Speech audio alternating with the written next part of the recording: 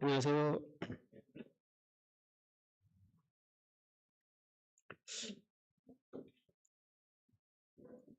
오늘도 선물 같은 하루가 주어졌습니다. 예전에는 몰랐습니다. 모든 것이 당연한 줄 알았는데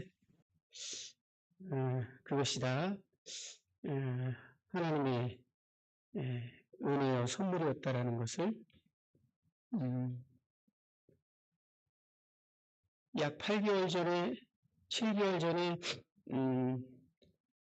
이제 첫 항암을 딱 맞았는데 걷지를 못하겠는 거예요. 좀 충격이었어요. 몸이 바뀌어버린 것 같은, 다른 사람 몸에 제가 들어왔는데 최소한 95세 정도 되는 분의 몸에 들어간 것 같은 생각이 들었어요. 집에서 밖을 이렇게 내다보는데 한 80대신 어떤 모친님이 이렇게 걸어가시는데 걸음이 씩씩하지 못하죠. 그런데 주님이 저 모친님하고 나하고 몸을 바꿔주시겠다고 하면 감사하게 바꾸겠다. 그런 고백을 거기서 제가 했어요. 그러면서 걷는 것이 얼마나 큰 은혜인지 그때 처음 알았습니다. 호흡이 가빠서 계단 한 단을 못 올라갔어요. 숨을 쉴 수 있다는 것이 그렇게 감사한 일인지 숨이 막혀올 때의 공포는 생각보다 심각하더라고요. 힘든 거라기보다는 공포가 와요. 숨이 안 쉬어지면. 숨 쉬는 것이 당연한 줄 알았는데 그것이 은혜였습니다. 모든 것이 당연하다고 생각했는데 이제 모든 것이 다 은혜였다라는 것들을 하나둘 알아가기 시작하는 날이었습니다. 그렇기 때문에 제 마음에는 예전보다 감사할 일이 훨씬 더 많아졌고 모든 것들이 가볍게 느껴지지 않고 내 인생에서 올해 벚꽃이 제일 이뻤어요. 벚꽃을 못 볼 줄 알았거든요.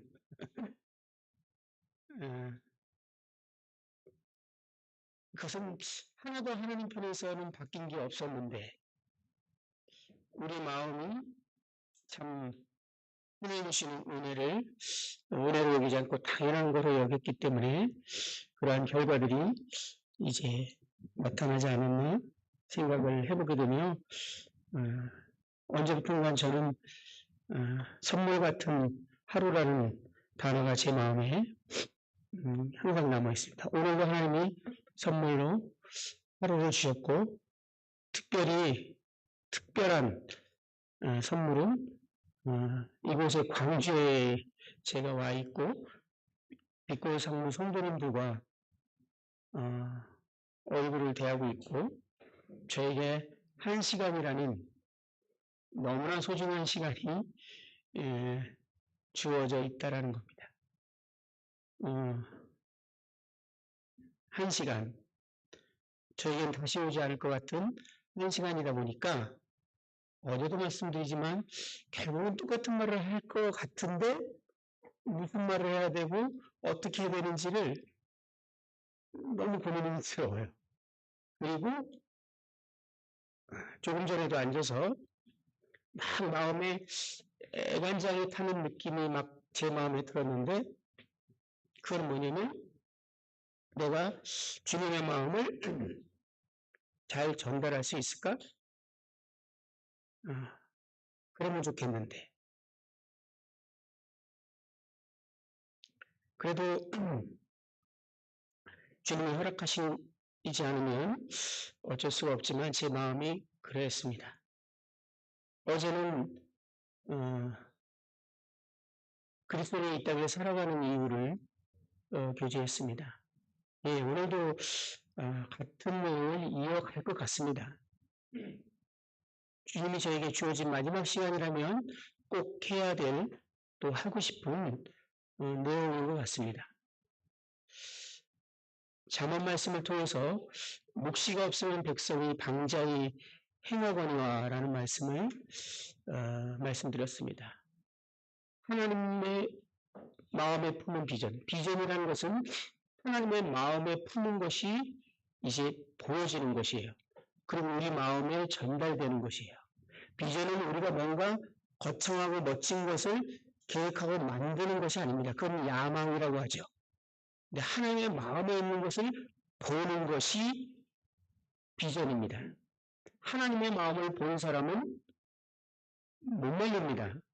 제가 처음 그것을 경험한 것은 주님과 새롭게 첫사랑을 회복하고 말씀을 드린 것 같기도 하는데 집에 나와서 운전하려고 핸들을 딱 잡았는데 하나님께서 저에게 왜 급하셨는지 눈물을 흘리는 그 울컥한 마음으로 얘야, 세상에는 나를 위해서 이렇게 저렇게 살겠다는 사람 정말 많은데 내가 마음대로 쓸 사람이 없다. 그래서 하나님이 오시는 거예요. 그거를 딱 느끼는 순간 제가 견딜 수가 없어서 막 울었어요. 그의 마음을 알아버린 거예요. 진짜 그분의 마음을. 무엇이 고통스러운지. 그러니까 제가 그 고통이 전달되니까 어떻게 하지 못하겠더라고요. 그래서 너무나 별볼일 없고 너무나 미약하지만 제가 그런 사람이 될 수 있다면 그렇게 되고 싶습니다. 하나님 마음을 알아버리는데 어떻게 딴 생각을 할 수 있습니까? 저라도. 근데 그때 탁 떠오르는 생각이 뭐냐면 하나님의 마음껏 쓰시려면 그 저의 생각의 체계부터 바뀌어야 되고 제가 빚어지고 갈아져야 될 영역들이 탁 떠오르는데 그때 으깬 감자가 떠올랐어요. 나는 생 감자 같구나. 찢어지고 갈아져서 부드럽게 음식에 아무데나 쓸 수 있도록 요리사가 생 감자 못 쓰지 않습니까? 근데 그걸 잘 쓰기 위해서는 먼저 찝니다. 갈죠? 그리고 이제 상합니다. 그렇게 내가 돼야 될 것 같은 생각이 딱 드는 순간 제가 정신당한 기도를 했어요. 하나님, 제가 그렇게 되고 싶습니다. 하나님 저를 그렇게 준비시킬 때 제 그 과정이 너무 아프거나 힘들어서 화를 내거나 왜 이러세요라고 하거나 그러면 만약에 그때는 그럴 수 있는데 그건 진짜 제 마음이 아닙니다. 멈추지 말아주세요. 제가 기도하고 나서 지나고 보니까요. 무시무시한 기도를 했더라고요. 이 기도는 이런 기도 하나님이 진짜 잘 들어주시는 거 알죠? 근데 하나님 마음을 보니까 그럴 수밖에 없었어요. 그건 누구든지 하나님 마음을 본 사람이면 동일하게 고백하고 동일하게 했을 거라는 생각이 들었습니다. 비전은 하나님의 마음에 있는 것들을 이제 보는 거예요. 그리고 그 마음이 우리의 마음을 보는 거예요. 하나님의 뜻이 우리의 뜻이 되는 것입니다. 하나님의 갈망이 우리의 갈망이 되는 것입니다. 이런 사람은 못 말립니다. 그리고 중요한 것은 이것이 제일 먼저라는 거예요. 그러기 전에 무엇인가를 하기 시작하면 그것은 사실은 어쩌면 다 조정해야 될 영역이 될 수 있다는 걸 어제 계속 말씀을 드렸어요. 먼저 하나님의 마음을 아는 것. 우리는 비전이라고 하죠? 야망을 말하는 거 아닙니다. 여러분들이 청년들이 선교사가 되자 이런 단순한 개념이 아니에요. 그분의 마음을 이해하는 것. 어제 잠깐 말씀드렸지만 저는 이제 87년도에 구원받고 관악이라는 교회에 더해졌습니다. 더해졌더니 한 80여 명 정도 성도들이 있었어요. 아주 뜨거웠습니다. 모든 형제들이 전임사역자 같았고 복음을 전하는 데 정말 열심히 했습니다.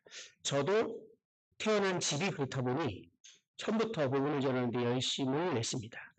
다음에 교회가 딱 2배가 됐어요. 얼마나 많은 사람들이 구원받았나요? 그리고 계속 영혼들이 더해지기 시작했어요. 기간은 정말 크게 모르지만 10여 년이 지나면서 이제 큰 교회로 300명이 넘는 큰 교회가 되기 시작했습니다. 정말 많은 것들을 초대교회 같은 경험을 했던 교회고요. 제가 그곳에서 배운 것이 지금도 얼마나 많은 유익을 얻고 있는지 모릅니다.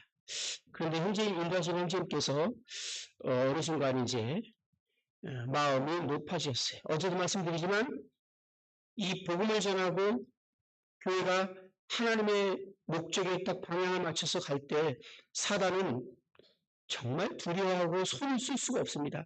자기 백성들을 뺏기는 걸 눈에 뻔히 봐도 어떻게 할 수가 없어요. 사단의 입장에서 보면요. 정말 그 분통이 터지고 고통스러워도 어떻게 할 수가 없어요. 법적으로 내놔 그러면 줘야 되는 입장에 있어요. 그러니까 영혼들을 계속 뺏기고 있는 거죠. 얼마나 보냈겠어요? 얼마나 고통스럽고 그 교회에 대해서 두려움뿐만 아니라 얼마나 보냈겠어요? 근데 사단은 포기하지 않습니다. 기회만 보고 있었어요. 사단은 숨을 죽이고 어떻게든지 이 교회를 무너뜨리려고는 기회만을 보고 있었습니다. 어떤 기회요? 그 인도자와 그 교회가 교만해지기를 기다려요. 교만한 자는 하나님이 물리치시고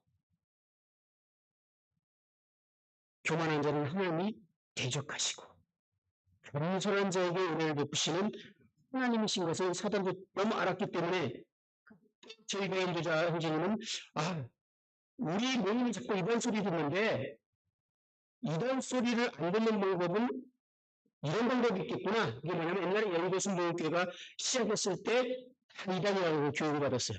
기성교회에서. 장로교 출신인데요. 거기 이단이다. 그랬어요. 제가 학생 때. 그게 얼마 지나더니 이단 소리 없어지더라고요.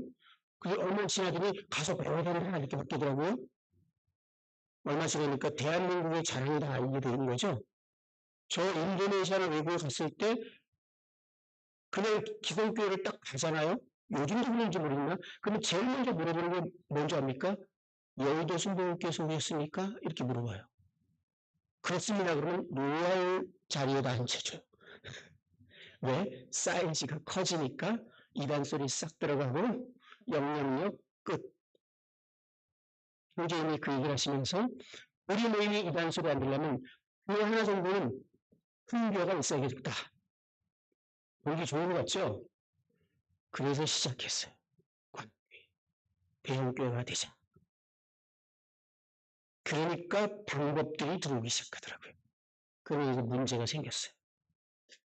영적으로. 심각한 상황에 가기 시작했어요.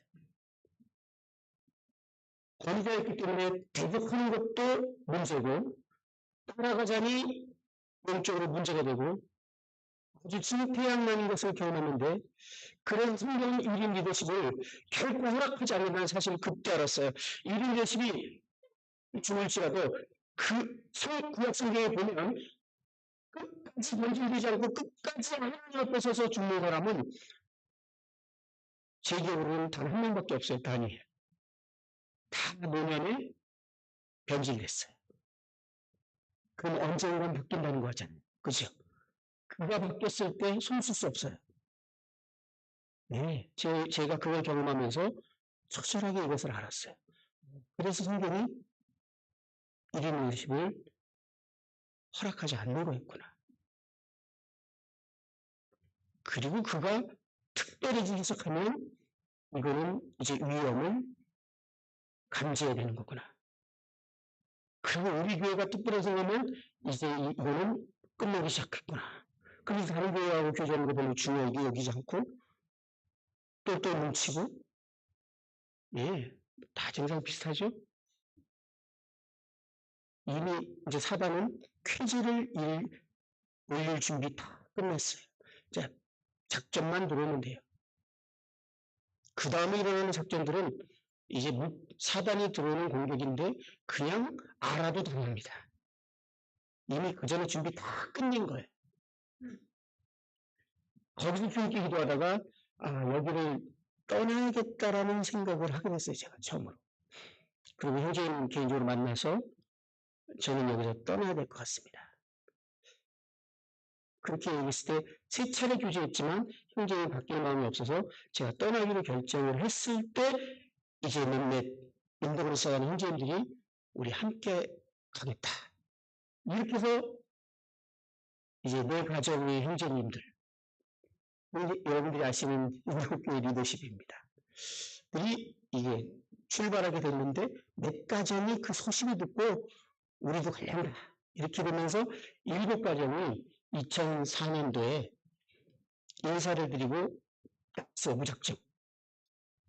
그리고 다음 주일, 이번 돌아온 주일날 드릴 예배 장소가 없는 거야. 나오긴 나왔는데. 답이 없이 그냥 나왔어요. 그냥 출애굽하듯이 도망 나왔어요. 아무것도 없이. 인사만 하고.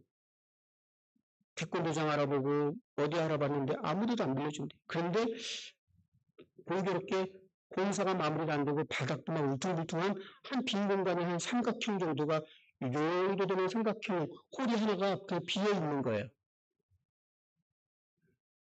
우리 이거 손 안 대니까 당장 우리가 이거 좀 쓰게 해달라고 했더니 그렇게 하라고 해서 바닥에 은박지를 깔고 그냥 쓸 수도 없었어요. 주방이니 뭐니 아무것도 없고 거기서 첫 예배를 드렸어요. 그리고 1년 동안 컵라면과 김밥을 먹었어요. 뭐 아무것도 할 수 없으니까. 주일학교 학생도 아무것도 없었죠. 아무것도 할 공간이 없어. 딱 그 대양 하나. 그런데 옥탑에 보니까 관계 싸움만한 요만한 공간이 하나 있다 그러면서 주일학교 부담 있는 한 자매님이 애들 데리고 시간 좀 가지면 되냐고 이렇게 해서 가져보라 그랬는데 그 장면을 가져 올라가 봤더니 애들이 여기서 쪼르르 앉아서 선생님을 이렇게 쳐다보고 있는데 선생님 침이 얼굴에 다 떨어지는데 이렇게 해서 보고 있는 거야. 공간이 그거밖에 안 돼서. 정말 그렇게 시작을 했는데 저희는 행복했습니다. 좋았어요. 그리고 형제들이 만나면 헤어지기 쉽지 않고 김밥과 콩라면을 먹었지만 너무 좋았어요. 해방된 느낌이었고 이제 과거의 상처와 아픔을 우리는 다 떨쳐버리자 하면서 함께 시간들을 가지면서 참으로 진정으로 주님께 예배를 드리기 시작했고 그렇게 시작한 게 2004년 4월 4일 약 10여 가정이 시작한 것이 인도원 교회입니다.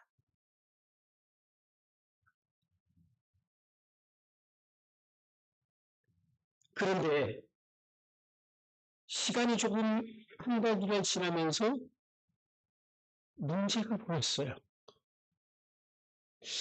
하나님이 저희 교회를 할 수 없겠구나라는 걸 알기 시작했어요. 저희들이 하나님의 마음을 전혀 품고 있지 않다라는 것이 보이기 시작했어요. 저희는 철저히 내부지향적이었고 만나는 교제가 너무 좋았고 서로 사랑했지만 신앙생활 오래한 교회의 특징이죠. 거기 나온 사람들이 신자가 나온 게 아니잖아요. 관할의 역사가 벌써 꽤 됐는데 내부지향적인 교회, 우리끼리 좋은 교회. 여기서 오면 들어갈 틈이 안 보이는 높은 담처럼 느끼는 교회. 근데 우리는 행복하고 너무 좋은 교회. 이게 인도교회였어요.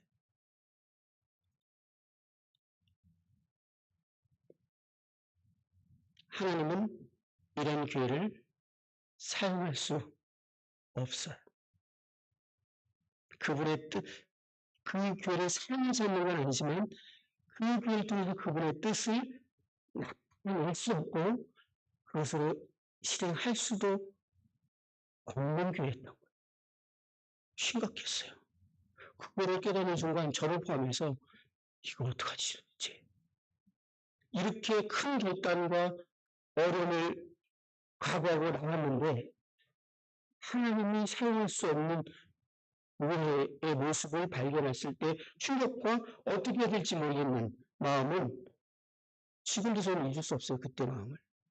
하나님께 부르짖었어요. 도와달라. 저희 교회가 바뀌어야겠는데 어떻게 바꿔야 될지 모르겠는 거예요. 무슨 능력으로 그 생각을 한 번에 바꿉니까? 안간해서 그 말 한다고 바뀌지나요? 사실 우리가 느끼는 것보다 더 심각하게 외부에서 온 사람은 느끼죠.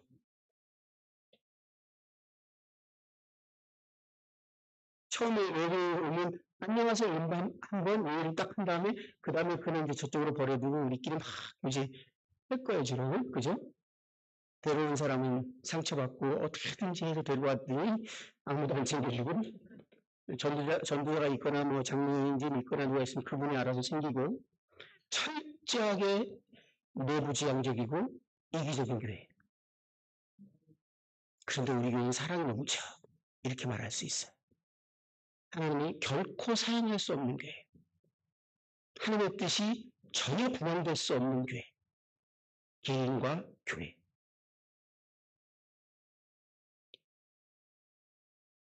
주님께 기도했을 때 주님이 이것을 바꿔야 된다라는 바꿔내는 주님께 간절히 기도했을 때 처음에는 모르겠는 거예요. 그래서 제가 새로 나오면서 전수를 하다가 나왔는데 다시 일을 해야 했는데 뭐 특별히 직장을 갈 수가 없어서 새벽에 녹즙 배달을 했어요. 녹즙 배달을 1시에 나가서 5시, 6시까지 배달을 하면서 참 많이 울었어요. 이러려고 나왔나? 주님이 보여주지 않으면 답이 없는데. 그날도 주님 앞에 막 울면서 배달을 끝내고 집에 와서 들어놓습니다. 보통 들어오면은 경건의 시간을 갖고 주님께 기도하고 그 다음에 오전에 잠이 드는데 그날은 그것도 하고 싶지 않았어. 거실에서 벌렁 누워서 주님. 그래서 눈물을 흘리고 있는데 그때 주님께서 저희 교회 양육의 프로그램을 청사진처럼 쭉 보여주셨어요. 그렇게밖에 표현할 수 없습니다. 우리 성도들의 포용, 인간이 바뀔 수 있는, 바뀌어야 할 그 양육 프로그램이 주님이 주시기 시작했어요. 제가 누워있다 벌떡 일어났죠. 그리고 형제들과 교제하고 그 양육 프로그램이 교회 가운데 시작되면서 목적은 이 성도님들의 생각이, 가치관이, 토양이 바뀌는 것이에요. 주님의 마음을 먼저 품는 것이에요. 주님의 마음. 이전. 너희는 이 세대를 버림받지 말고 오직 마음을 새롭게 함으로 변화를 받아 하나님의 선하시고 기뻐하시고 온전한 뜻이 무엇인지 분별하도록 하라. 우리의 마음이 새롭게 되어지고 그 하나님의 마음이 이제 보여지고 그것이 우리의 마음으로 비전으로 오기 위해서는 한두 차례 메시지로 되지 않는다라는 사실을 알고 주님이 그것을 어떻게 그렇게 하실 수 있으신지에 대해서 청사전을 보여주기 시작한 겁니다. 그리고 시작된 것이 인도교회의 양육입니다. 하나님께서 다윗을 말할 때 하나님께서 다윗을 세우시고 그에 대하여 내가 이새의 아들 다윗을 만나니 내 마음에 맞는 사람이라 내 뜻을 다 이루리라 이렇게 말씀했는데 이거보다 더 좋은 평가를 받는 평가가 있을까요? 모든 그리스도인들에게 모든 택한 자들에게 하나님은 내가 이를 사랑한다. 내가 이를 기뻐한다. 네, 다 있습니다. 그런데 거기에 다윗에는 분명히 다른 내용이 하나 들었어요.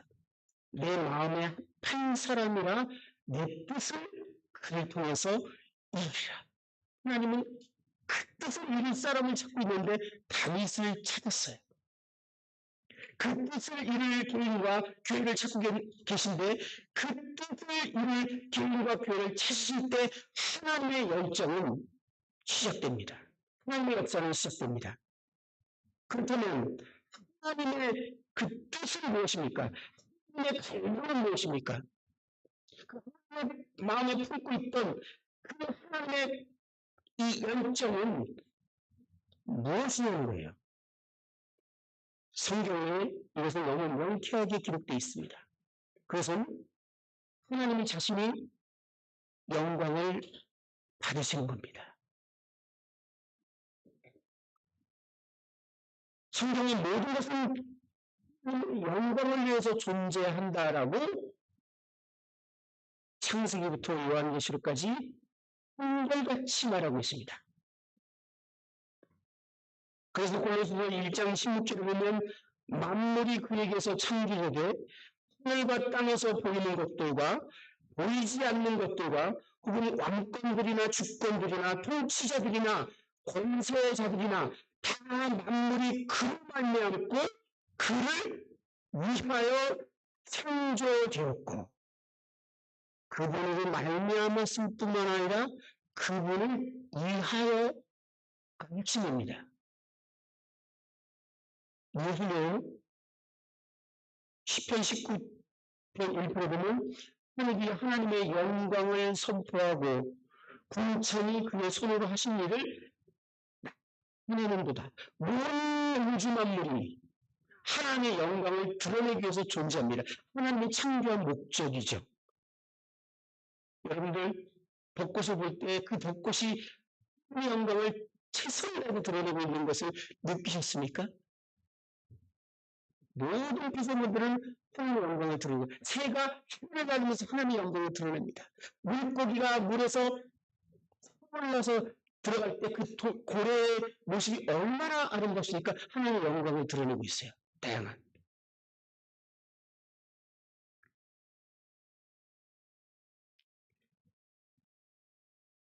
로마서 11장 36절에 보면 이는 만물이 주에게서 나오고 주로 말미암고 주에게로 돌아가니라. 그에게 영광이 세세에 있을지어다. 하나님은 자신의 영광을 위해서 모든 창조를 시작했습니다. 그 목적 외에 다른 목적이 없어요. 하나님의 궁극적인 목적. 그리고 마지막에 사람을 창조합니다. 동일한 목적을 위해서. 이사야 43장 1절에 보면 야곱아 너를 창조하신 여호와께서 지금 말씀하시느니라. 이스라엘 너를 지으시니가 말씀하시느니라. 10절에 보면 내 이름으로 불려지는 모든 자, 곧 내가 내 영광을 위하여 창조한 자, 내 영광을 위하여 창조한 자를 오게 하라. 내가 그를 지었고 그를 내가 만들었느니라. 내 영광을 위하여.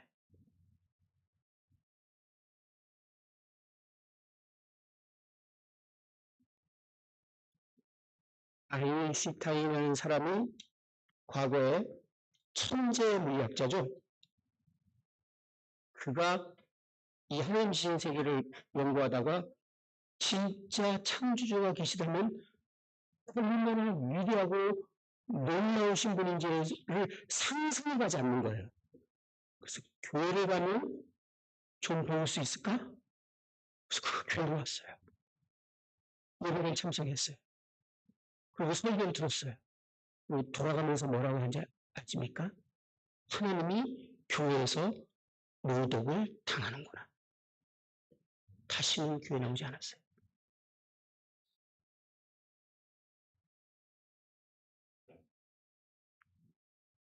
여러분들의 예배는 어떻습니까? 아인슈타인이 와도 괜찮겠어요? 여러분들의 형제자매들의 교제는 어떻습니까? 여러분들의 대화의 내용은 어떻습니까? 아인슈타인이 들어도 하나님의 모독을 받는구나라는 말을 생각할 수 있습니까? 아인슈타인은 치유의 종교적인 사람이지만 분노임의 교회를 떠났어요. 신은 교회를 발을 들이지 않는 사람으로 끝나버렸어요. 가장 하나님의 모독을 받는 느낌을 받았던 것입니다. 하나님 안다는 사람 앞에.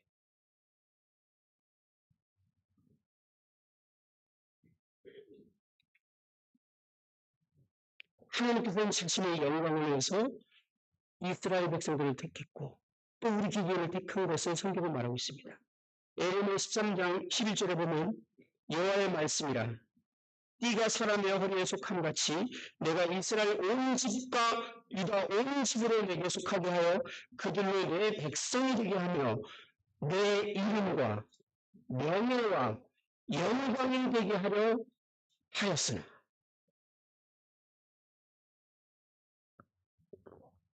그들이 듣지 아니하였느냐. 이스라엘 백성을 통해서 내 이름과 명예와 영광이 되게 하기 위해서 그렇게 선택했는데 그들이 그 역할을 하지 못했어요. 우리의 선택은 다릅니까? 에베소 1장에 창세기에 우리를 택하시고 우리를 부르시고 그 놀라운 그 하나님의 경륜이 축소 있습니다. 예정하시고 우리는 에베소 1장을 읽으면서 하나님이 영원전에 나를 선택했다. 하나님이 영원전에 나를 예정하셨다. 제가 예전에 한 찬양 연도제 그 찬양 고백을 들은 적이 있는데 만약 이 세상에 단 하나만 있을지라도 단 하나 나만 존재할지라도 그 주님께서는 이 땅에 오셔서 저를 위해서 십자가에 달리시고 저를 구원하여 주셨을 것입니다. 그런 비슷한 표현을 딱 하는데 듣는 사람들이 안 해 하면서 막 눈물을 흘리더라고. 철저히 인본주의적이고 인간 중심적인 멘트였는데 감동을 받죠. 우리는. 그러면 하나님 날 사랑하신다. 인본주의에 철저히 찌들어 있는 사고방식입니다. 에베소 1장은 뭐라고 했습니까? 그 이유가 하나님의 영광을 찬송하게 하려 하심이라 라고 세 번을 반복해서 말하고 있어요. 우리를 구원하신 이유, 우리를 예정하시고 선택하신 이유, 우리에게 성령을 주신 이유, 그것은 하나님의 영광을 찬송하게 하라. 하나님의 목적. 여러분이 구원받으신. 그런데 아직도 나를 구원하신 그거에 포커스가 있고, 그래서 감사하고, 그래서 감동이고, 이 같은 것 같은데 다르지 뭔가? 우리의 눈은 바뀌어야 합니다. 하나님은 자신의 이름의 영광을 위해서 모든 것을 행하신다라고 말하고 있습니다. 에스겔서 36장 21절에서 38절에 보면 하나님이 여러 가지 일들을 이스라엘 백성들에 대해서 하시겠다라고 약속하십니다. 24절에 보면 잡혀간 데서 회복시켜 주시고 25절에 보면 정결하게 해주시고 26절에 보면 새로운 마음을 주시고 27절에 보면 하나님 말씀을 지켜 행할 수 있게 해주시고 28절에 보면 하나님과의 관계를 회복시켜 주시고 29절에 보면 풍성한 삶을 살게 해주십니다. 이런 내용들이 쭉 약속의 질비하게 있는데 22절에 23절의 말씀이 핵심입니다. 그러므로 너는 이스라엘 족속에게 이르기를 주 여호와께서 이같이 말씀하시기를 이스라엘 족속아 내가 이렇게 하면 너희를 위함이 아니요 너희가 들어간 그 여러 나라에서 더럽힌 나의 거룩한 이름을 위함이라. 다시 읽을까요?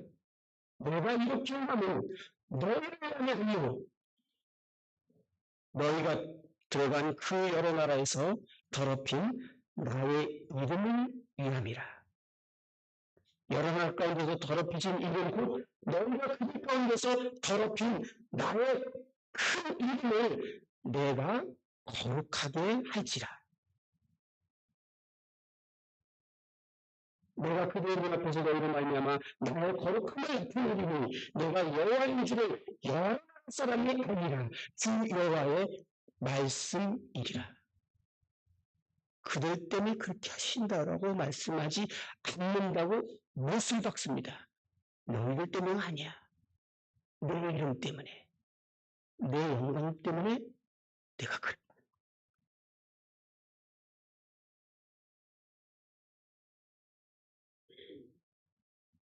하나님께서는 자신의 이름의 영광을 위해서 모든 일이 행하시는 분이십니다. 에스겔서 20장 13, 14절에 보면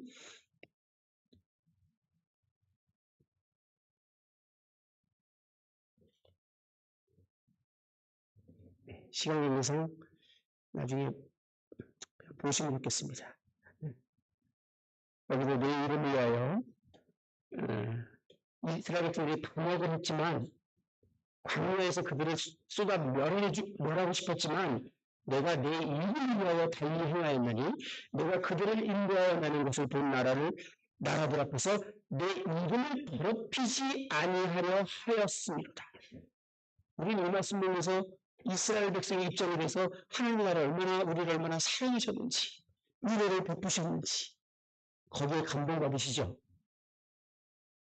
그게 아니란 말이 아니에요. 근데 하나님이 왜 그 일을 하셨다고요? 내 이름 때문에. 내 이름이 모독을 받지 않기 위해서 이스라엘 백성들이 광야에서 싹 쓸림 당하지 않게 한 거예요. 우리가 철저히 인본주의적인 사고에 빠져 있다는 거 이해하십니까? 잘못 알고 계신 거예요.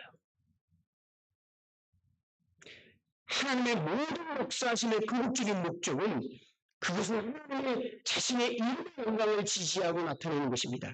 이사야 48장 9절을 이것을 말하고 있습니다. 내 이름을 위하여 내가 모압을 더디할 것이며 내 영광을 위하여 내가 참고 너희를 멸하지 않으리라. 하나님이 노하기를 더디하시고 참고 멸하지 아니하시는 이유는 내 이름을 위하여서 내 영광을 위하여.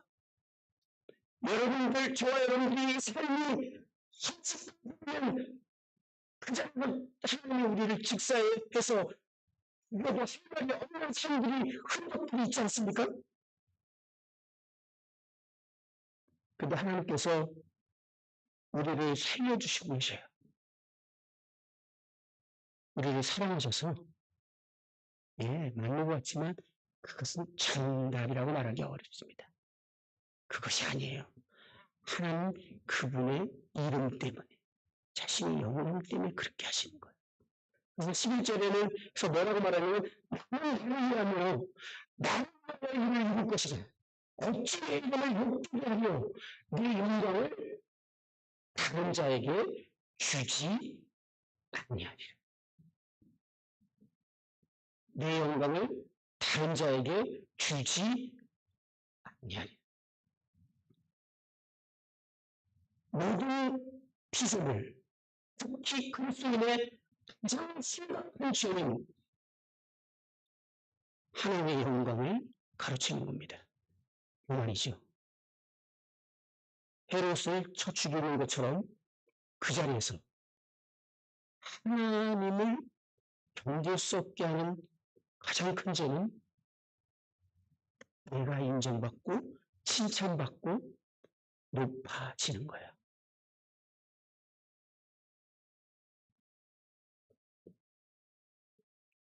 그때는 이제 하나님이 그러한 자를 물리치고 대적하십니다.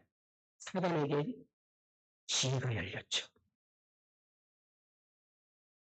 이 영적 전쟁입니다. 실제 상황이에요.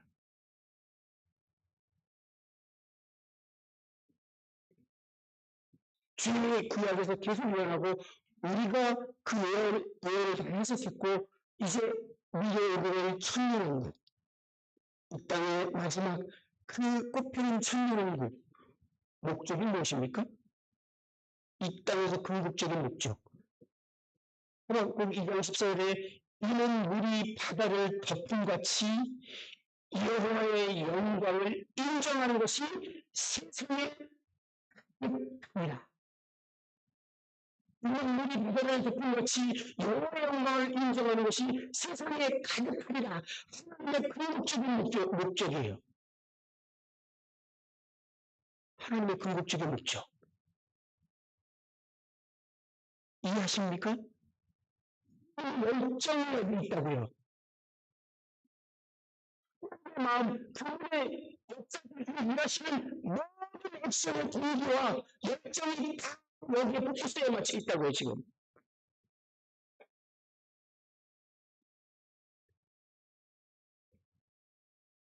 이것이 저와 여러분의 마음이 첫 번째 자리에 들어와서 자리를 잡고 출발하지 않는다면 잘못된 출발을 하시기 시작한 것입니다. 여기서부터 출발하셔야 돼요.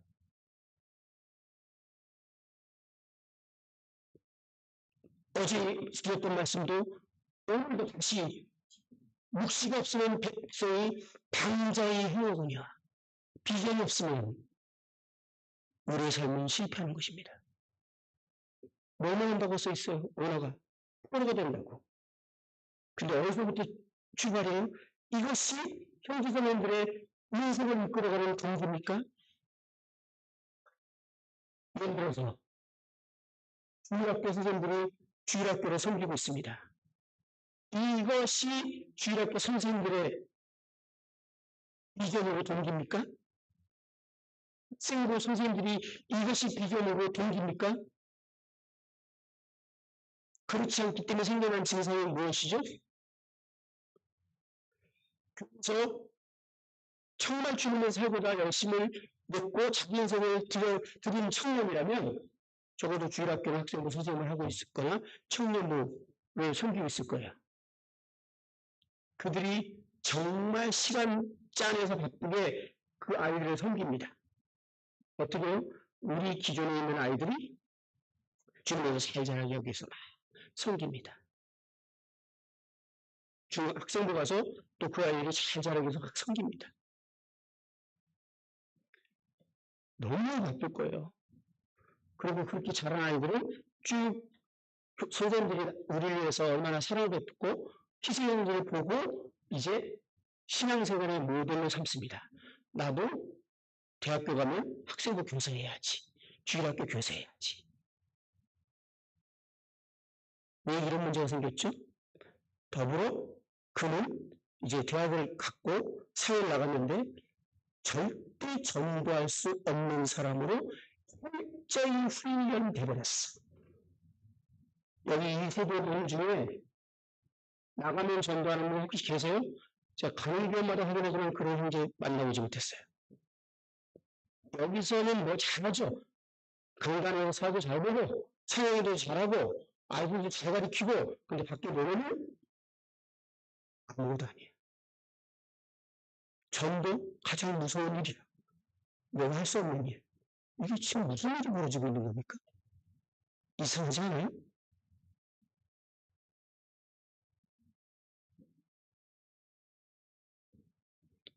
그리스도인들은 하나님의 영광을 받으셔야 된다라는 그 갈망이, 그 열망이 우리 마음에 전해져서 내 삶이 하나님의 영광을 쏟을 뿐만 아니라 그것뿐만 안 되죠. 하나님은 모든 모든 사람에게 영광을 받으시기를 원하십니다. 그런데 사람들이 유일하게 하나님을 모독하고 있어요. 하나님을 모르기 때문에. 모든 것의 기준으로는 하나님의 영광을 드러내고 있지만 유일하게 인간은 하나님을 모독하고 있어요. 하나님을 예배하지 않아요. 예배는 그냥 요즘에는 집에 정말 견딜 수 없는 말인데 개독교라는 단어가 들은 해가 없을 거예요. 하나님이 그런 평가를 받고 있어요. 여러분들은 어떠십니까? 그럴 때? 하나님 모독을 받고 있어요. 하나님은 모든 민족에게 영광을 받으시기 원하세요. 여러분이 지금 생각을 바꾸자 그래서 이제 복음을 전하기 시작하는 교회가 돼서 우리 기독교가 친지들과 그래서 복음을 전하기 시작합니다. 그리고 이 산 지역의 영혼들을 복음을 막 전하기 시작합니다. 그래서 영혼들이 저에게 시작했어요. 자, 그렇다고 쳐요. 내부지향적인 교회입니다. 이해하시겠어요? 무슨 말인지? 철저히 내부지향적인 교회예요. 그 우리 교회를 벗어난 거예요? 그 우리 교회. 그래서 우리 교회 그냥 더 숫자 많아지는 거, 우리 가족도 구원받은 거, 그래서 우리 교회도 커지는 거, 선교사까지 부릅니다. 분명히. 우리 교회는 선교사를 부르는 교회. 철저히 내부지향적인 교회. 제가 심한 것 같습니까? 아니요, 사실이에요. 냉정하게 생각하세요. 그렇게 하면서도 이 마음은 푸는 적이 없는 거예요. 이 하나님의 모든 민족에게 모두가 당하고 있고 그들에게 영광을 받고 싶은 하나님의 그 갈망, 그것을 마음에 푸는 적이 없는 거예요. 그것이 우리 마음의 뿌리가 되고 그것이 그리스도의 이 땅에 살아가는 이유와 목적으로 먼저 자기를 잡은 주의 앞에 소송을 한다면 아이를 어떻게 키울 것 같습니까? 이 아이를 추수할 일꾼을 준비시키겠죠. 안 그러겠어요?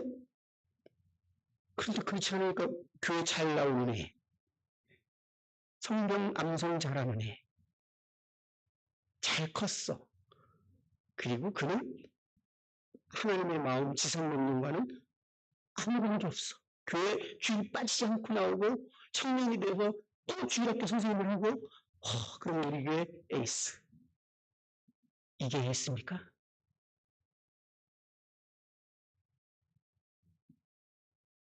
모든 것이 여기서부터 출발해야 된다는 것을 생각하십니까? 여러분의 자녀를 어떻게 키우세요? 여기서부터 출발해야 돼요. 그렇지 않으니까 좋은 대학, 좋은 직장, 정말 살아서 영향력을 미치는 그것이 삶의 포커스고 삶의 목적을 어머니 잊어버리니까 자식을 해서 오래 하는 거 아닙니까? 거기다가 너무나 바쁘죠? 그렇게 하는 것도 시간도 부족하고 돈도 부족하고 다 부족하잖아요. 실제로 그렇게 키우는 거예요. 그런데 조상님은 실패하셨습니다. 주님 앞에 반드시 성과를 받게 될 것입니다. 네 인생은 실패했다. 내가 너에게 맡긴 자식 실패했다. 왜? 그분의 마음을 전혀 이해하지 못한 자녀교육이었거든.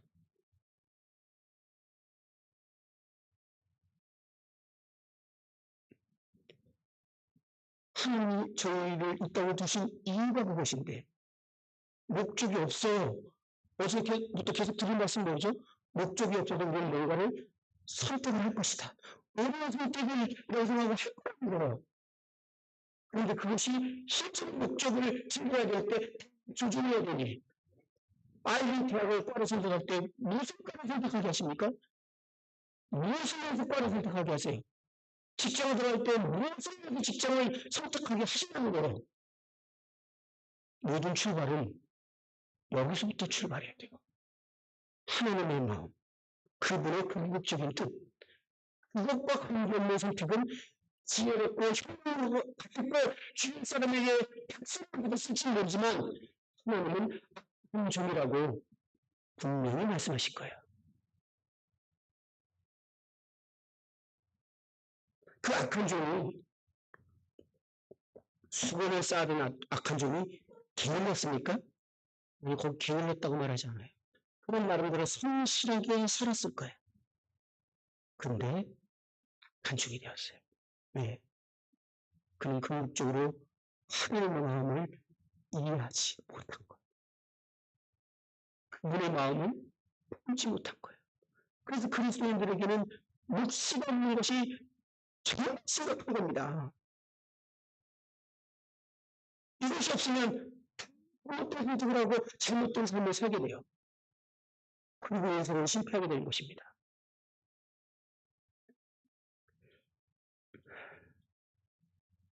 그리고 영혼 세계에서 결국은 하나님이 하시고자 하는 건 무엇입니까? 영원토록 그분의 영광을 우리가 찬송하게 되는 거예요. 그 끝이잖아요, 성경. 더 있습니까? 하나님의 열망, 하나님의 열정, 그리고 그분이 일하게 하고 움직이게 하고 하게 하고 그분이 가만히 있지 못하게 하는 제 그쪽의 목적, 그분이 영광을 받으시는 거예요. 모든 민족에게. 그럼 그날이 올 거예요. 여러분들이 하시든 안 하든 그것을 믿고 그것을 비전으로 가지고는 통해서 일하실 거예요. 그리고 그 목적으로 하나님은 모든 민족들에게 물이 바다덮은 같이 그분이 영광을 받으신 날을 도래하게 하실 거예요.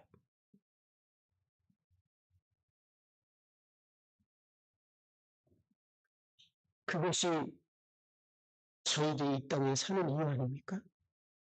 거기서부터 출발해야 되지 않을까요?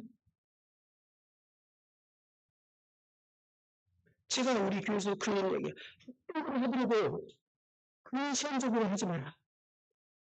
출발부터 제대로해라. 그게 없으면 막 프로그램을 들어오는데 보면 한번 딱 끼어서 보면 주로 마음과 프로그램을 하고 있어. 근데 그 프로그램을 하려면 얼마나 신과 물질과 수가 있는지 그 상당히 중요해요. 근데 주님하고는 관계가 없어. 그리고 그렇게 배우는 애들이 그렇게 시간이 형성돼 버리고.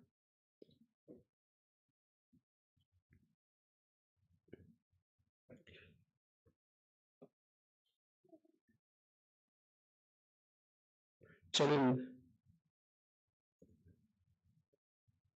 왜 이 얘기를 이렇게 힘을 줘서 하는지 잘 모르겠지만 그 질문에서 이것이 빛골 상목교회가 존재하는 이유입니다. 이것이 여기 계신 형제 자매님들이 이 땅에 살아가는 이유입니다. 다른 거 얘기하지 마세요. 제 얘기가 아닙니다. 그래서 주님은 자신을 믿고 따르는 자들에게 그러므로 너희는 가서 모든 민족으로 제자를 삼아. 물론 출발은 주일학교를 지금 아이를 섬기고 있지만 내가 원하는 간절한 비전과 소망은 모든 민족이 구원을 받기를 원해. 구원을 받아야만, 복음을 듣고 구원을 받아야만 하나님을 알게 되고 하나님을 진정으로 예배를 드릴 수 있는 존재가 되니까 반드시 복음이 필요합니다. 그죠? 복음 자체가 목적이 아니에요. 그가 하나님을 예배하는 자로, 영광을 돌리는 자로. 그런데 그걸 알았다고 해서 내가 갑자기 세상으로 이제 모든 민족에 뛰어간다고 해서 내 하나가 몇 명이나 구원시키고 그 일을 이루겠어요? 생각만 해도 깝깝하더라고요, 제가. 그러니까 저도 하겠지만, 그래서 주님이 추수할 일꾼을 준비시키라고 하신 거구나. 더 많은 추수할 일꾼들이 이런 개념을 갖고 이 생각을 갖고 이 개념 때문에 견디지 못하는 추수할 일꾼들을 준비시켜야겠구나 라고 주일학교 선생님이 주일학교를 해야지. 그래야 제대로 된 주일학교 아닙니까? 그러면 뭘 하겠어요? 뭐 프로그램이 나오겠죠? 방법은 주님이 주시는 겁니다. 근데 그것이 없기 때문에 맨날 좋은 교재, 좋은 프로그램, 올해는 또 뭐 할까, 뭐 할까, 올해는 어떻게, 죄송합니다, 때울까.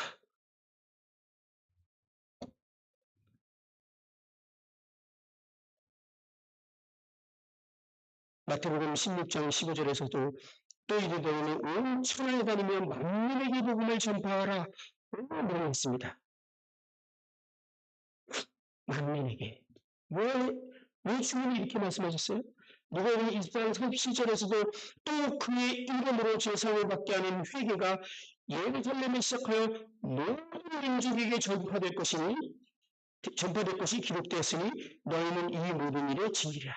주님은 아버지 하나님이 모든 민족에게 영광을 받으시기를 원하는 간절한 열망이 그 마음 가운데 동일하게 전이돼 있었고 비전이기 때문에 이 제자들이 모든 민족에게 가지고 있어요. 몇명 안 되는 모든 민족이라고 얘기하고 있어. 처음부터 그 개념을 너무 불안하게 심어주고 있어. 하나님은 너희뿐만 아니라 모든 민족에게 영광을 받으셔야 된다. 모든 민족이 모두 구하고 있는 하나님의 모두 그런 이 영역에 있어서 그들을 하나님을 모르기 때문에 너희들이 하나님을 전해야 된다. 이 얘기하고 있는 거 아닙니까?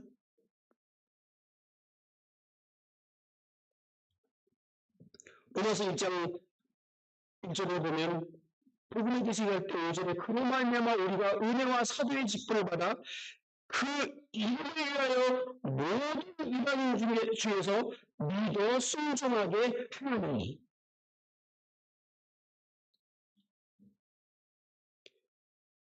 흥정력은요 그분으로 말미암아 그분의 이름을 위하여 모든 민족들 가운데서 믿음에 순종하게 하려고 이렇게 써 있어요. 그분의 이름을 위하여 그분을 말미암아 그분의 이름을 위하여 모든 민족들 가운데서 믿음에 순종하게 하려고 복음을 전하는 목적이에요. 우리 가족 구원은 우리 가족들이 지옥에 안 가게 하는 거예요? 우리 자녀들이 지옥에 안 가게 하는 거예요? 우리 주변 사람들이 구원받고 지옥에 안 가는 거예요? 이건 완전 근시안적인 사고방식이에요. 너무나 좁은 비전이에요. 그건 하나님 마음하고 어쩌면 틀려요. 그런 사람을 하나님이 세울 수 없어요. 아무리 열심히 복음을 전하고 있어도 하나님 마음을 이해하는 것이 더 중요해요.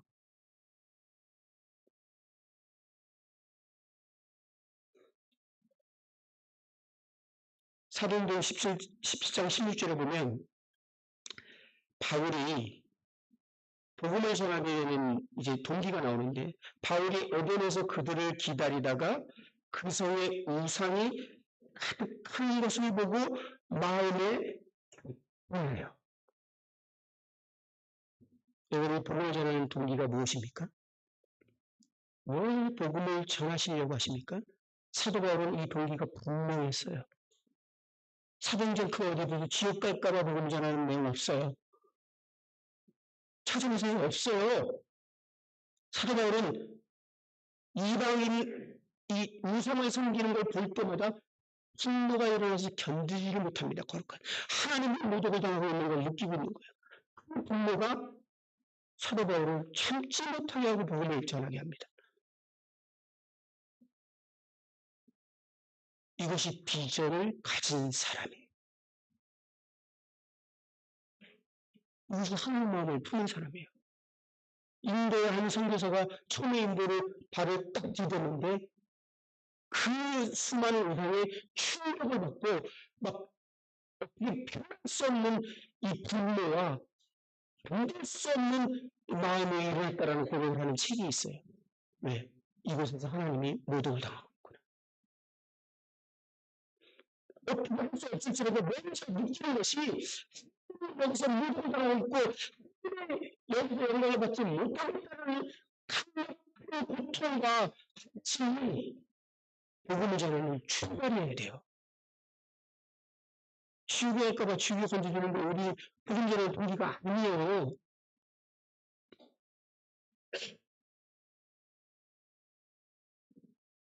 이 열망을 갖고 있는 우리는 그것이 교회에서 어떤 활동이라도 애청할지라도 주역회가 할지라도 교회를 탈출하는 일지라도 이것이 그 하나님의 열망과 모든 민족에게 하나님의 영광을 받으시는 거에 이익이 된다면 그래서 해야죠. 그런데 그 한문화를 수건에 쓴 사람 특징이 뭐예요? 그 한 마음만 딱 빼놓고 아마 열심히 성실하게 교회 생활했을 거예요. 그 종이 불성실한 거 아니에요. 게으르지도 않았어요. 뭔가 열심히 살았다니까요. 하나님 앞에 딱 갔는데 이 약한 종아 이렇게 평가를 받은 거예요. 오늘 감사해 나왔던 잃어버린 통제의 큰 아들의 문제가 뭐였어요? 이거 아닙니까? 그 아버지만 몰랐잖아. 아버지만 모르는 거야. 그럴 수가 없이 마음을 알았다면 그게 얼마나 열심히 살았어요. 거의 내용 보면 불쌍하잖아요. 자기가 그냥 일 다 했지. 뭐 하도 것 같은 동생이 왔는데 그냥 얼마나 화가 나겠어요. 아버지 마음 몰랐잖아요. 여러분들이 주님을 섬기는데 무슨 동기로 섬기고 있어요?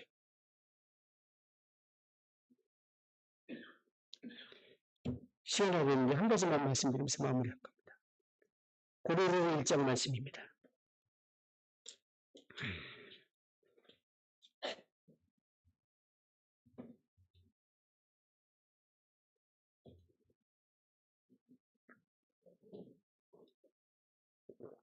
결론적으로 이 말씀 드리는 건 저희 인도교회가 이 가치관으로 이 비전으로 심어지지 않으면 그 무엇을 할지라도 실패할 수밖에 없고 다른 내 마음에 합하지 않은 그 무엇을 하게 될 것이고 하나님이 우리 교인이나 우리 교회를 사용할 수 없을 거라는 확신이 들었기 때문에 이러한 가치관과 이러한 비전을 마음에 심어서 모든 것을 출발하게 하기 위한 양육을 시작했던 것입니다. 이건 저대로 안 되죠. 지금 여러분 들을 때 이해는 되잖아요. 근데 여러분 삶을 움직일 만한 동력은 안 되죠. 동력이 되려면 동력이 필요합니다. 반복돼서 반복된 가르침과 그에 대한 깨달음. 예, 그렇지 않고는 우리는 맞아. 그러고 또 지나갈 거예요. 전 그래서 선교 집회나 이런 거에서 회의적이에요. 아무리 좋은데 기도 한 달인데. 다 돌아가잖아요. 그죠? 그래서 저는 선교 집회에 오라 그러면 말씀 한 시간 하고 인도정님과 하고 10시간 가지면 안 될까요? 이렇게 얘기해요. 인도정님 바뀌면 교회가 바뀌지만 강단 말씀 아무리 좋아봤자 한 달 안 갑니다.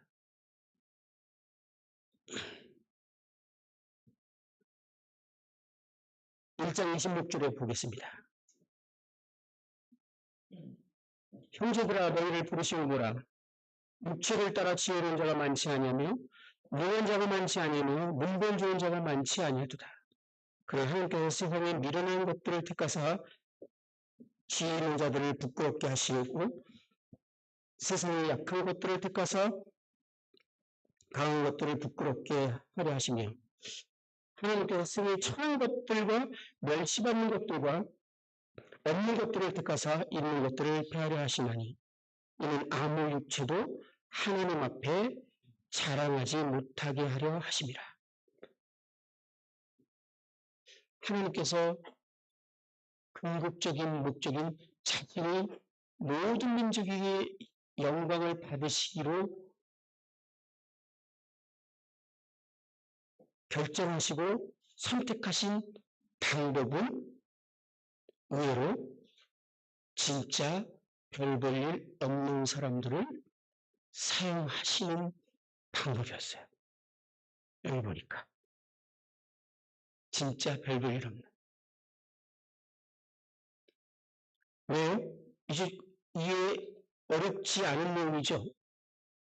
왜 이렇게 하나님이 이스라엘 백성들을 선택했던 거 구약에 보면 하나님께서 이스라엘 백성들을 택해서 제사장 나라가 되기 위해서 하나님의 영광을 온 세상에 드러내기를 원했어요. 그렇죠? 똑같은 목적이었죠. 그런데 신명기 7장 6절에 보면 너희는 여호와 내 하나님의 성민이라 너희 하나님 여호와께서 지상 만민 중에서 너를 자기 기업의 백성으로 택하셨나니 여호와께서 너희를 기뻐하시고 너희를 택하심은 너희가 다른 민족보다 수요가 많기 때문이 아니라 너희는 오히려 모든 민족 중에 가장 적은이라 가장 별 볼 일 없는 나라라서 선택했을 때요. 그리고 고린도를 보니까 하나님이 구원받고 부르신 사람은 세상에서 가장 별 볼 일 없고 무능한 자 같은 사람을 부르셔서 그분의 뜻을 이루시겠다는 겁니다. 왜요? 하나님은 이사야 42장 8절에 말한 것처럼 나는 여호와니 너는 내 이름이라 나는 내 영광을 다른 자에게 내 찬송을 이상에게 주지 아니하리라. 그분의 궁극적인 목적이 영광을 받으시기 위한 것인데 잘난 사람 선택하면 실수한 거잖아요. 진짜 별 볼 일 없고 아무것도 할 수 없을 것 같은 사람을 일부러 선택하셔서 그를 통해서 하나님이 일하시면서 하나님은 철저히 영광을 받으. 그래서 이 말씀에 이는 아무것도 하나 앞에서 자랑하지 못하게 하려 하십니다라고 말하고 있는 것입니다.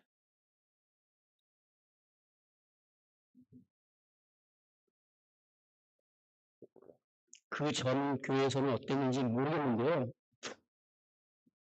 지금 빛고 상로교회를 보니까 제가 잘 모르지만 별 볼 일 없네요. 다들. 감사하십시오.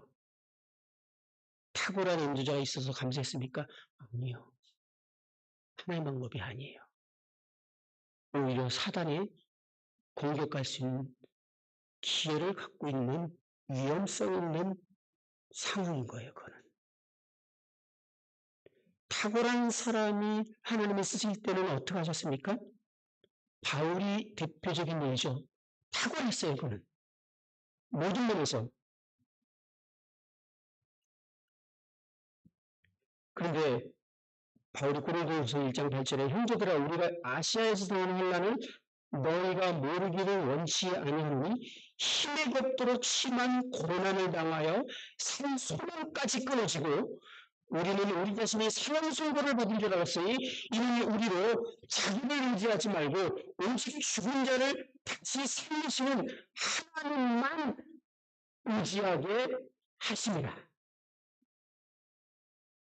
사도 바울이 복음을 전했기 때문에 특별한 싸움, 큰 싸움이 있었기 때문에 고난을 받은 것이 맞지만 사도 바울에는 한층 더 플러스되는 게 있어요. 그래서 남들보다 유난히 더 고생을 많이 했어요. 살소문이 끊어졌다는 단순한 말이 성경에 이런 식으로 적혀 있지만 그냥 진짜 살소문 끊어져 버린 거예요. 아, 이제 오늘 죽는구나. 근데 사도 바울은 죽는구나 생각을 했을 때 어떻게 했을까요? 어떻게든지 살 방법을 강구해서 그걸 극복해냅니다. 뭐가 원칙주의 사람이니까. 뭐 자기의 동원을 다 했겠죠. 끝난 줄 알았는데 좀 있다가 또 그냥 곧 죽을 상황으로 또 코를 몰아. 근데 또 벗어납니다. 참, 능력 많아. 근데 또 죽음이 옵니다. 이게 반복되다 어느 날은 사도 바울이 오늘은 내가 진짜 죽는구나. 더 이상 손 쓸 방법이 없어. 내가 그중 모든 능력을 총동원해도 오늘은 죽을 것 같아. 그래서 딱 삶을 포기했어요. 지금 이 글이 그런 말이에요. 그랬는데 안 죽네? 살았어. 뭐야?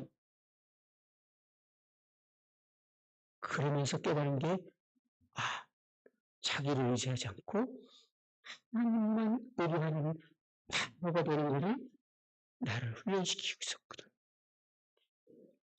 그래서 무엇이 내게 유익하는 것을 내가 그리스도에 위하여 다 해를 여길 뿐더러 라는 고백을 했고 심지어는 사도 바울은 자기의 약함을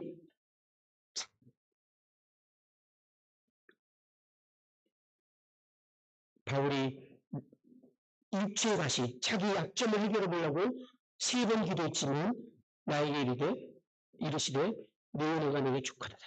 이는 내 능력이 약한 데서 온전한 힘이라 하신지라 그러므로 도리어 큰 기뻐함으로 나의 여러 약한 것들에 대하여 자랑하더니 이는 그리스도의 능력이 내게 머물게 하려 합니다. 그러므로 내가 그리스도를 위하여 약한 것들과 능력과 궁핍과 박해와 공고를 기뻐하노니 이는 내가 약한 그때 강함이라.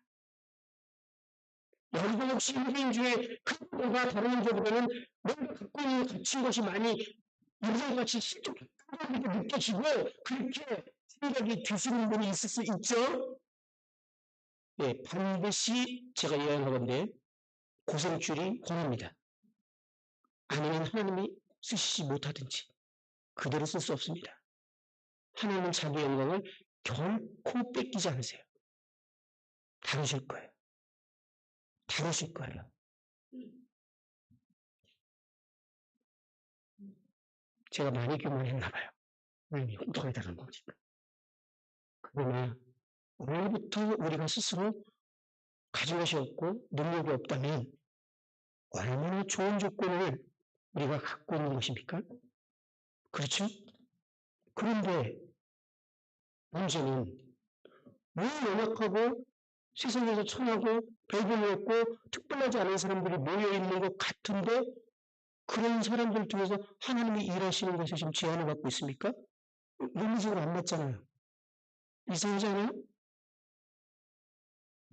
그런데 그 약한 사람들이 하나같이 갖고 있는 생각과 고백이 있어요. 하나님이 나 같은 사람은 사용하지 않으실 거예요. 나 같은 사람은 어떻게 사용하겠어? 참 신기하죠? 성령과 반대로 얘기하고 있죠? 기껏 하나님을 사용하려고 약한 자를 선택해봤더니 그들을 고백해서 항상 나오는 건 뭐냐면 전 못해요. 저 같은 사람은 어떻게 할 수 있어요? 어쩌라고요? 그 하나님은 어쩌라고요?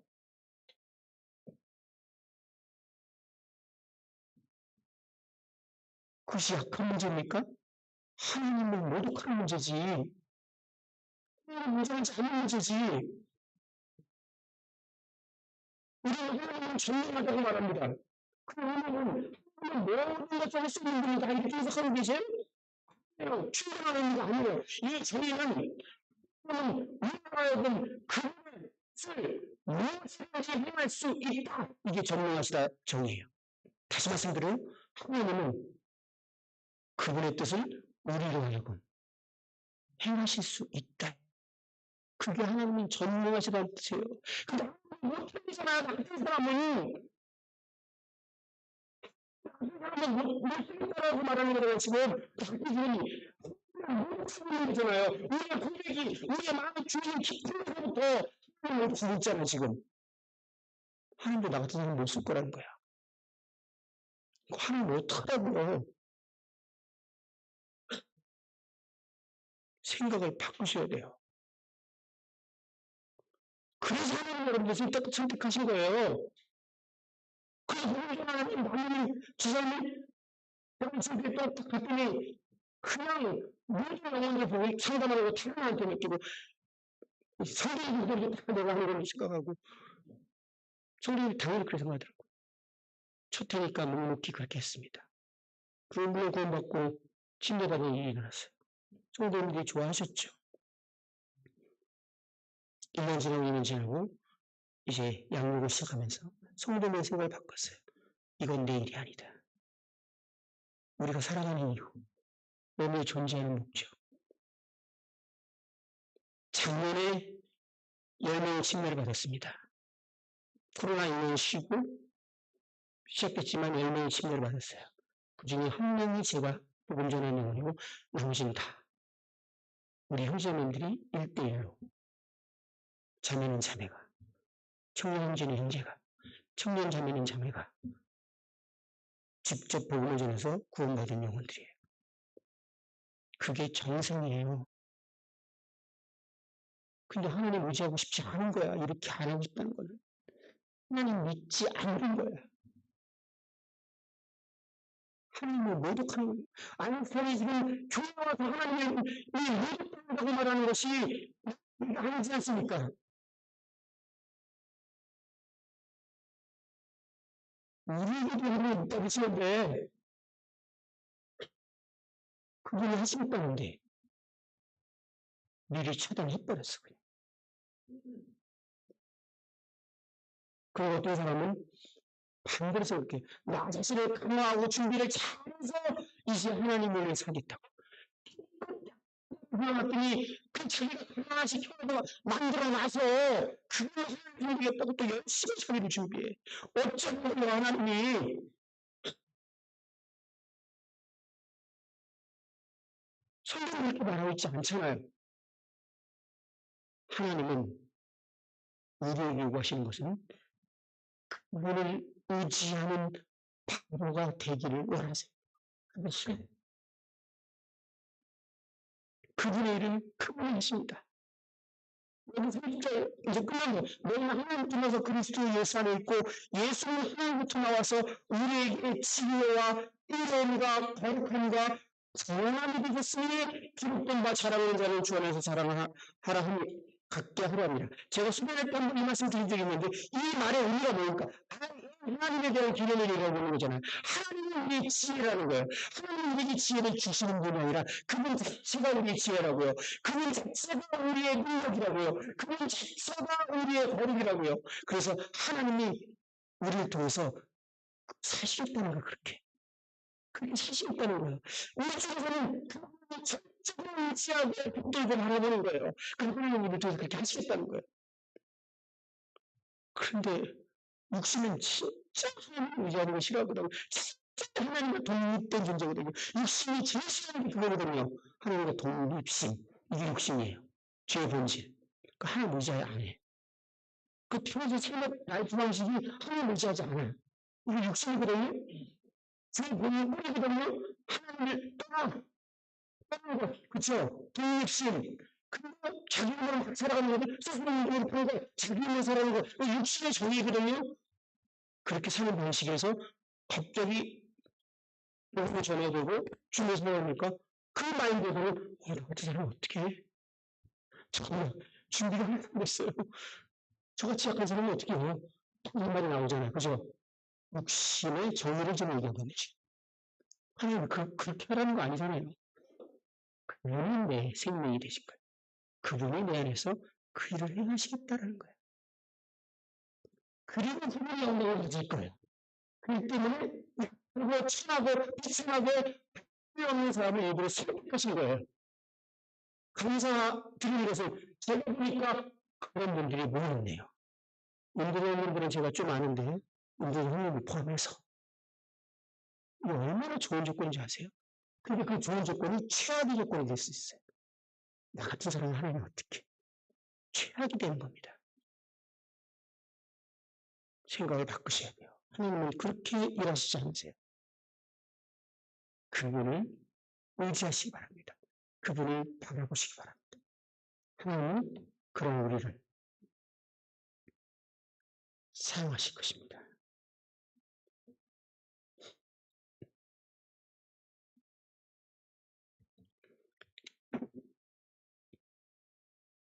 예, 말씀을 이제 마무리할까 하는데요.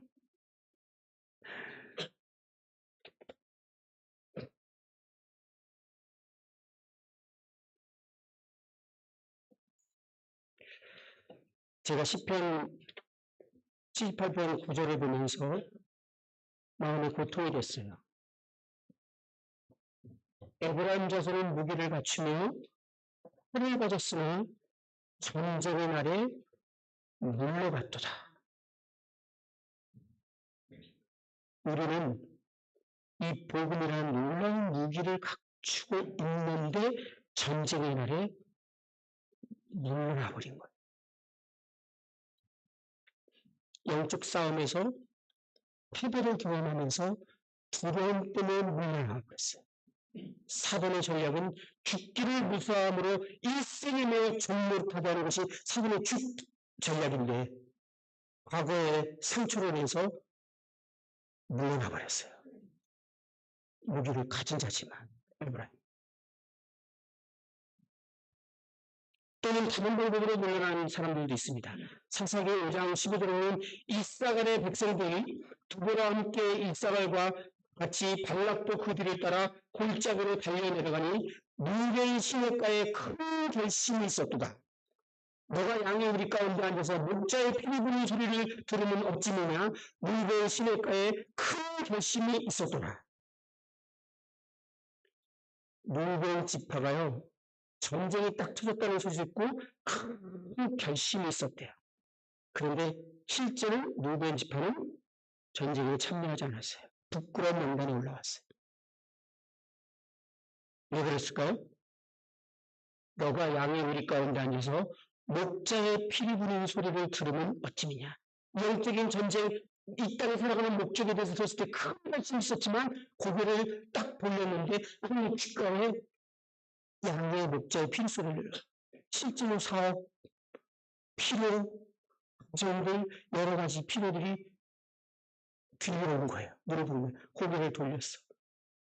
이들의 필요가 더 중요한 것 같아. 그래서 전쟁에서 물러나 버렸어요.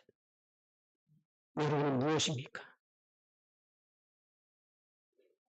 가장 비참하고 슬픈 것은 사사기 5장 8절에 보면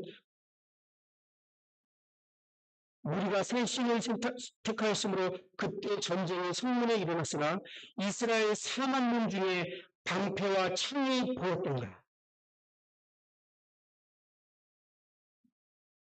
전쟁이 시작됐는데 이스라엘 백성들이 4만 명 중에 방패와 창이 하나도 없어. 복음을 전할 수 있는 훈련이 하나도 있지 않는 것.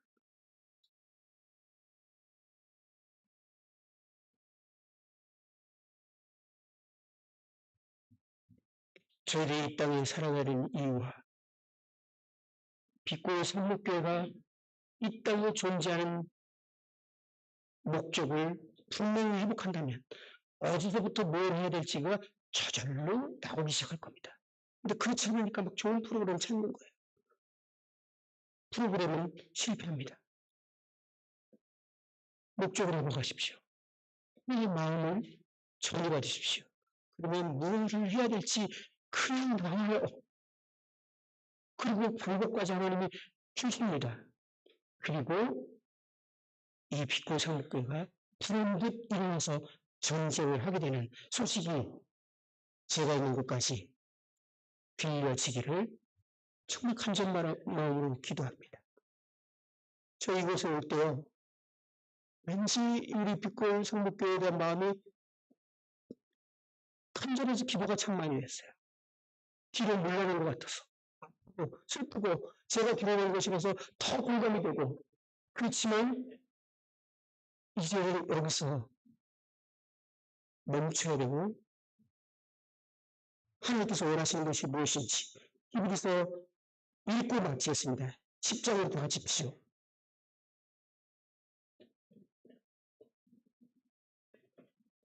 32절 읽겠습니다.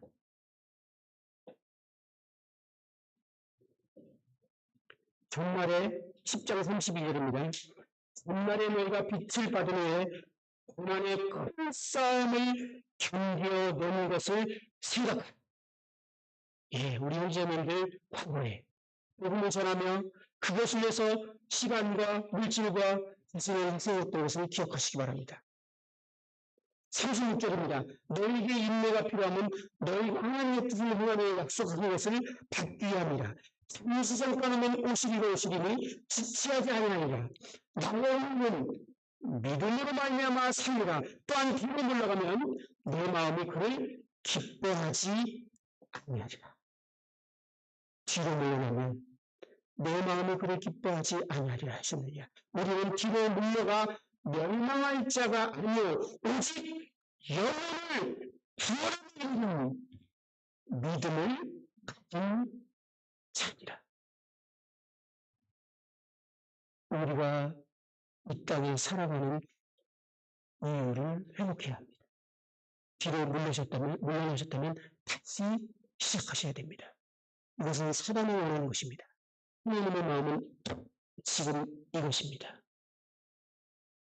여러분들이 그것을 놓고 형제 사랑을 하고 너희들이 힘쓰고 정말 좋은 시간을 보내도 하나님은 그것 때문에 기뻐하지 않습니다.